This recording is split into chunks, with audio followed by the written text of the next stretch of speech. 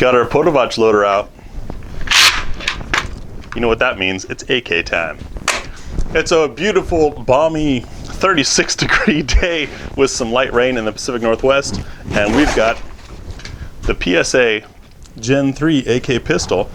We asked you to vote on how you wanted to see this grouped, if you wanted to see it with a magnified sight or not, if you wanted to see it at 50 yards or 100 yards, and it seemed magnified or low-powered magnified. This folding stock is frustrating. I'll fix it off camera. At 50 yards, so we've got the Nikon Black Force 1000 1:4 on it, and we'll get this zeroed and shoot groups with a couple different loads and tell you if these forged trunnions and fully American-made AKs are any good for accuracy.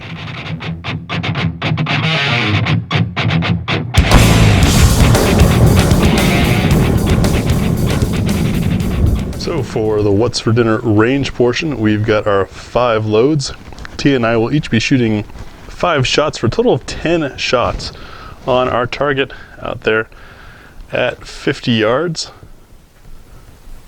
with the red squares on it, using a 1:4. And what we're looking for here is general accuracy. Now with 10 shot groups, obviously it's not going to be the tightest group ever, because any type of malfunction of the ammunition or randomness in our own shooting, all those variables are amplified. So we're not expecting the tightest groups. What we want to see though is what you can expect using these rounds in this gun. Both the Hornady Black and the SSA by Nosler are 123 grain with polymer ballistic tips. Nosler's nice and sharp there. The Wolf Polyformance is a 123 grain. We've got a 123 grain from Barnaul and the Red Armory Standard 124 grain. Let's see how they do.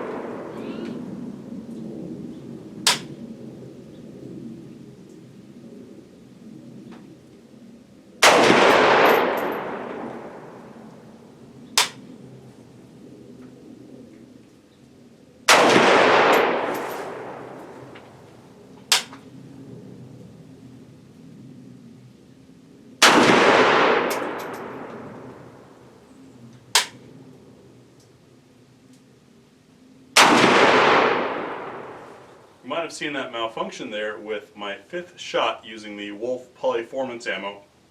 This is some old Polyformance. I don't know how long I've had it, to be honest with you, but it was the last shot out of the magazine, and it ended up not quite ejecting and getting jammed up by the bolt carrier. Maybe I can go back through and see if we can crop that footage to show it to you.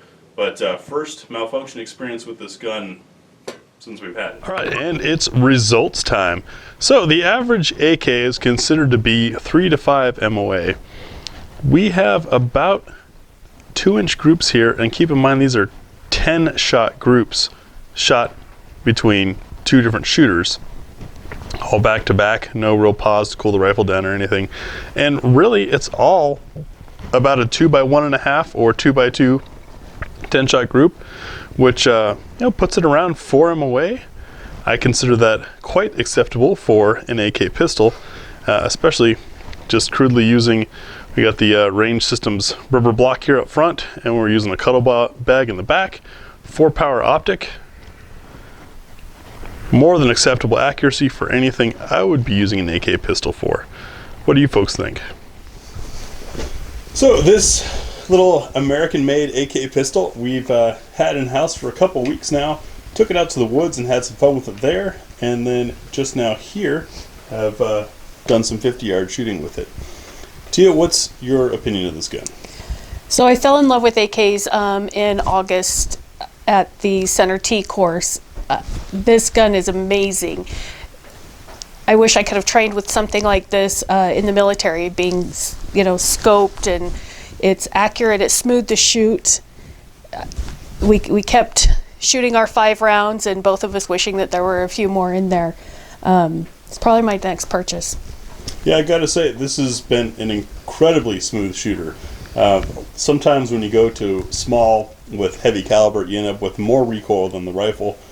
This thing has been a dream. The pins have stayed absolutely in place. There is no movement there whatsoever. And the red wood, I think, is kind of cool, especially with the grip being red. It might be a little thin, might be a little slick, but it's cool. The folding brace, I love the triangle style, throwback hint to the triangle side folding AKs.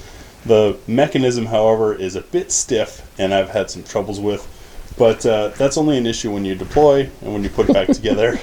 So would I choose this brace again?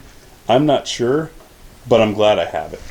I would absolutely choose this brace for myself. I don't, my forearm obviously isn't going to pull back enough, so it absorbs recoil really well for me. The thinness of the grip I enjoy because my hands are smaller, so I'm able to, you know, maintain my placement in my shoulder comfortably without feeling like I'm straining some part of my hand, and can remain relaxed. I will say one downfall to the brace, though, is it is a little flexible. And under rapid fire, when shouldering and pulling it tight, I was able to get it to buckle. It feels odd, but it didn't necessarily throw me off the shot. It just threw me off in the sensation. But it's a brace. It's not a stock. We'd have to pay some taxes to turn this into a short barrel rifle.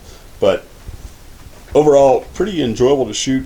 Did notice when shooting the groups that even with this booster on the end here, which is essentially a blast chamber, that's the gases swell up in the end to give extra push on the piston to ensure reliability, and this funnel shape on the end, with the Russian ammunition, we got quite a bright muzzle flash. And my only theory on it is, obviously the ammunition is meant for a rifle length barrel, so coming out of this little barrel, not all the powder's burnt, so you're getting flash. Even with this thing on here, I bet if we took the booster off, it would be a massive fireball. You might want to test that. We might. We might. But the Hornady Black and the SSA by Nosler didn't get that. So that ammo was having a more complete burn, and I bet in chronoing they'd probably be faster out of this barrel than the Russian stuff, since we know that all the burn had completed. That'd be fun. Overall, beautiful rifle, pistol, and really a joy to shoot. I'm glad we took the plunge on this one. Absolutely.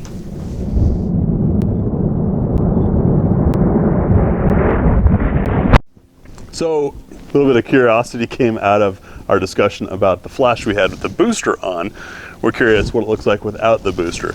Now, unfortunately, this is not a range where I can get too silly with the gun. So I'm gonna do some doubles, and we just want to see what kind of fireballs we get.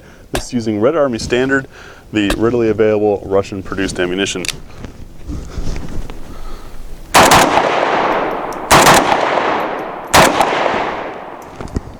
I'd say there's some fireballs. So for a range toy, it also works.